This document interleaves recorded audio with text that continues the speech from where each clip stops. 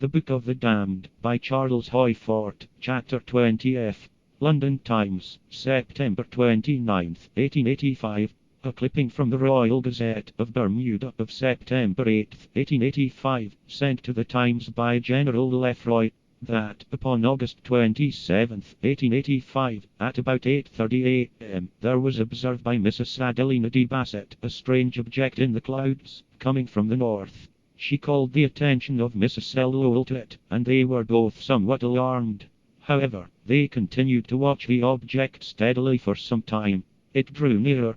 It was of triangular shape, and seemed to be about the size of a pilot boat mainsail, with chains attached to the bottom of it. While crossing the land it had appeared to descend, but, as it went out to sea, it ascended, and continued to ascend, until it was lost to sight high in the clouds. Or with such power to ascend, I don't think much myself of the notion that it was an escaped balloon, partly deflated.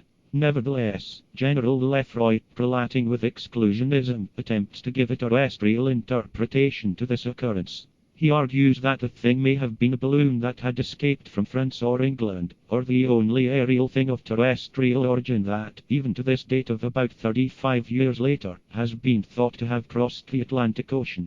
He accounts for the triangular form by deflation, a shapeless bag, barely able to float. My own acceptance is that great deflation does not accord with observations upon its power to ascend. In the Times, October 1, 1885, Charles Harding, of the Royal Mail Ship, argues that if it had been a balloon from Europe, surely it would have been seen and reported by many vessels. Whether he was as good a Briton as the General or not, he shows awareness of the United States, or that the thing may have been a partly collapsed balloon that had escaped from the United States. General Lefroy wrote to Nature about it, Nature, Volume 33, page 99, saying, whatever his sensitivenesses may have been, that the columns of the Times were hardly suitable for such a discussion. If, in the past, there had been more persons like General Lefroy, we'd have better than the mere fragments of data that in most cases are too broken up very well to piece together. He took the trouble to write to a friend of his, W.H. Gosling, of Bermuda, who also was an extraordinary person. He went to the trouble of interviewing Mrs. Bassett and Mrs. Lowell. Their description to him was somewhat different. An object from which nets were suspended. Deflated balloon, with its network hanging from it. A super dragnet. That something was trolling overhead. The birds of Baton Rouge. Mr. Gosling wrote that the item of chains, or suggestion of a basket that had been attached, had originated with Mr. Bassett, who had not seen the object.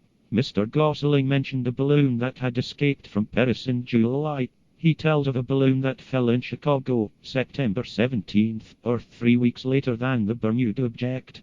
It's one incredibility against another, with disregards and convictions governed by whichever of the two dominants looms stronger in each reader's mind.